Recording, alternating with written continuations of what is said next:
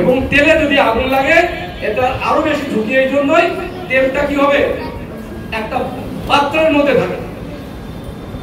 যখন সেখানে আগুন লাগবে তখন ওই পাত্রের মধ্যে আর ওই তেল সীমাবদ্ধ থাকবে না, ছড়িয়ে যাবে।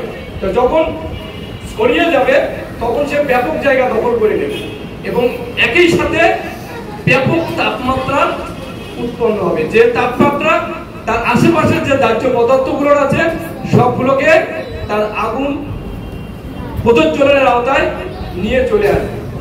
আমরা যেটা করি আগুন নির্বাপনের ক্ষেত্রে, যে আমরা শুধু খালি আগুন গিয়ে নিভাই এটা না, নিভানোর পাশাপাশি প্রতিরোধ ব্যবস্থাটাকে আমরা গুরুত্ব সহকারে প্রতিবন্ধকতা তৈরি করি। এই আপনার এই ভবনটাতে আগুন লাগছে, আমি যদি আগুন নিভাইতে আছি এই ভবনটা থেকে যাতে ওই ভবনে আগুন যেতে না পারে সে পরিকল্পনা নিয়েই আমি এই ভবনটার আগুন নেব।